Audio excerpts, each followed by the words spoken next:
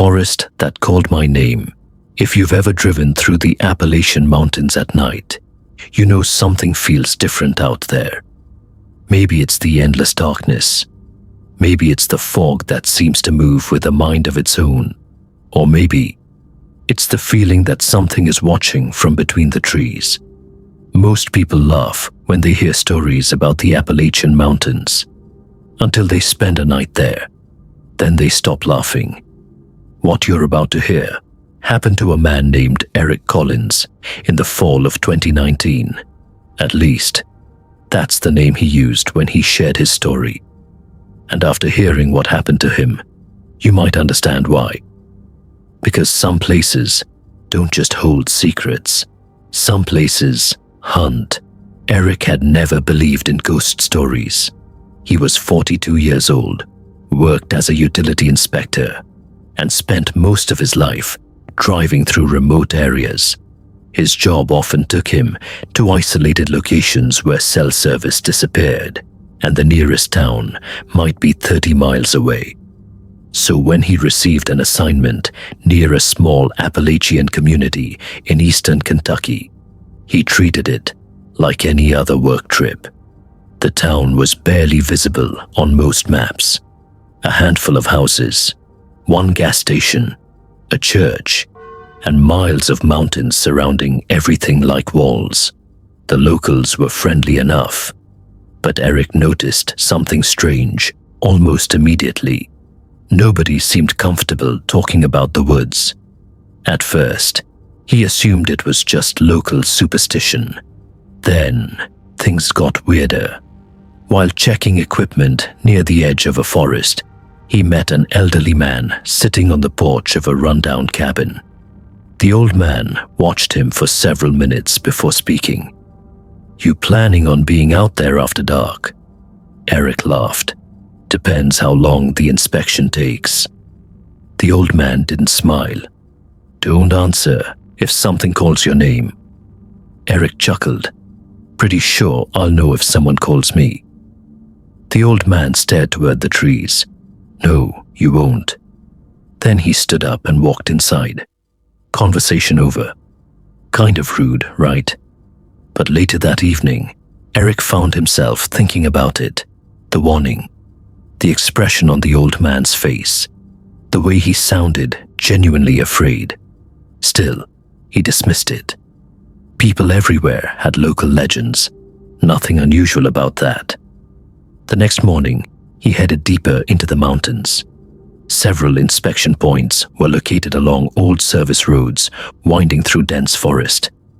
The further he drove, the quieter everything became. No birds, no insects, nothing, just silence. The kind of silence that makes you notice your own breathing. Around noon, Eric stopped his truck and stepped out. The woods stretched endlessly in every direction. Towering trees blocked most of the sunlight. That's when he heard it. A whistle. Soft, distant, 3 notes, then silence. He turned around.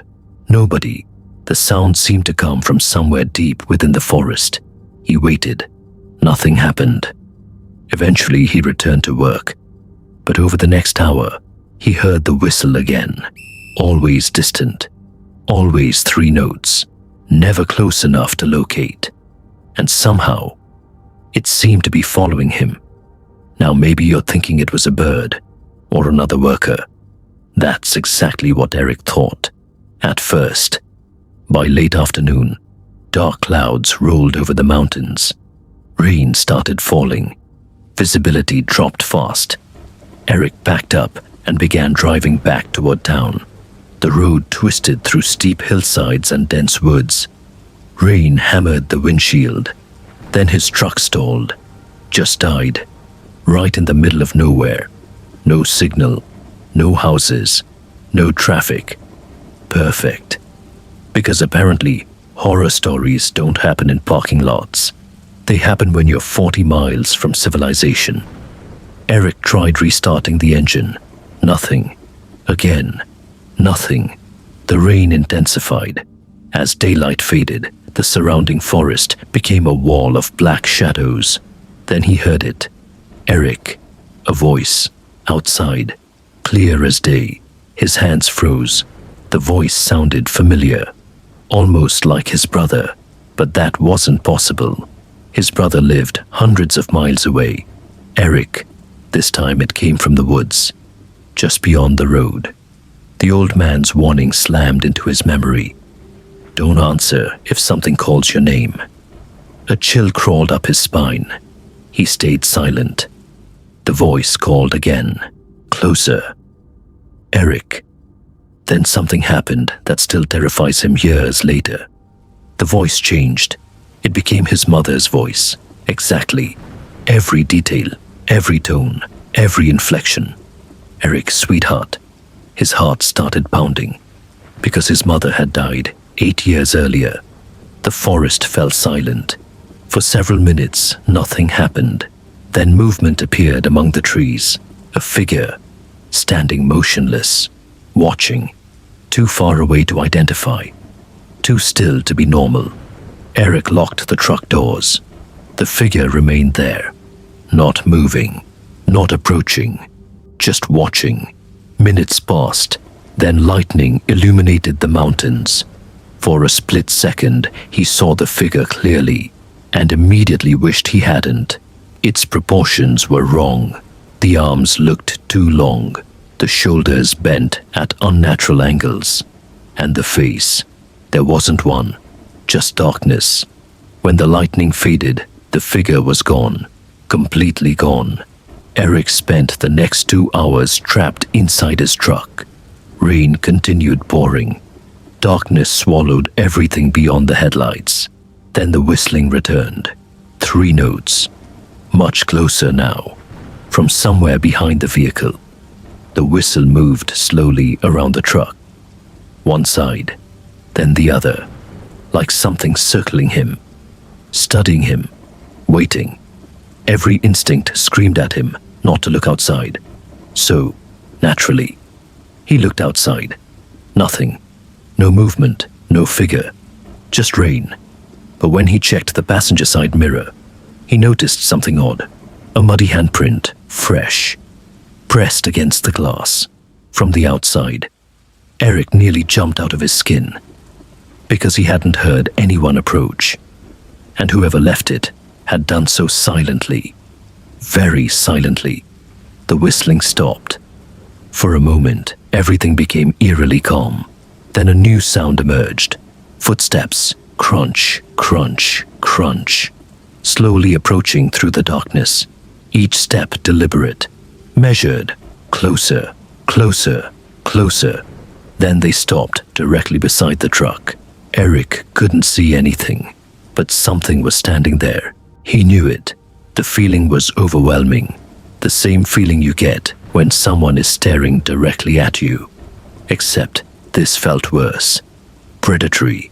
The driver's side window fogged slightly, and through the condensation, words appeared, as if traced by a finger. Look at me.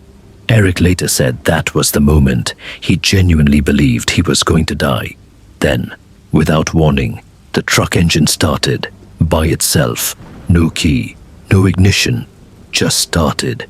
The headlights flashed, and for a split second, something stood directly in front of the vehicle. Tall, thin, wrong. Then it vanished. Eric slammed the truck into gear and sped down the mountain road. Branches scraped against the sides. Rain blurred his vision. But he didn't care. He just wanted distance. Lots of distance. After nearly 20 minutes of driving, he finally reached town. Safe, or so he thought. He checked into a motel, locked the door, closed the curtains, and convinced himself the nightmare was over. At around 3 in the morning, he woke to a soft whistle outside his room. 3 notes, the same whistle. His blood ran cold. Slowly he approached the window. The parking lot was empty, except for one figure standing beneath a streetlight. Watching his room, the figure remained perfectly still. Eric called the front desk. The clerk answered immediately. Before Eric could explain, the clerk interrupted him. Don't look at it. Silence. What? Close the curtain. The clerk sounded terrified. Now. Eric obeyed. The figure remained outside until sunrise. When morning finally arrived, it was gone. No footprints, no evidence, nothing. Eric checked out immediately. Before leaving town, he stopped at the gas station. The cashier listened quietly as Eric described everything. When he finished, the woman simply nodded. Then she said something he has never forgotten. "It followed you because you heard it." Eric asked what it was. The woman shrugged. "No one knows." Then she leaned closer. "But when it learns your voice..." She didn't finish the sentence. She didn't need to. Eric left the mountains that day and never returned. Months passed, then years. Nothing unusual happened. Life went back to normal. Eventually, he convinced himself it was over. Until one night, 3 years later, he was sitting alone in his living room, watching television, hundreds of miles away from Appalachia, far from the mountains, far from the forest. Then he heard it. Outside his house, 3 soft notes, the whistle, the exact same whistle. Eric rushed to the window. Nobody was there. No movement, no shadows, nothing. But on the glass, a muddy handprint slowly slid downward from the top corner, as though something had been hanging upside down above the window, watching him, waiting. And according to Eric, the whistle still returns. Not every night, not every month, just often enough to remind him. Whatever called his name in those mountains never really left. Maybe that's why Appalachian legends endure. Not because people believe them, but because people experience them. And sometimes, the mountains don't keep what belongs to them. Sometimes, they let it follow you home. If this story kept you looking over your shoulder tonight, make sure you watch the next nightmare on this channel. There's another Appalachian encounter waiting for you there. And trust me, it gets even darker.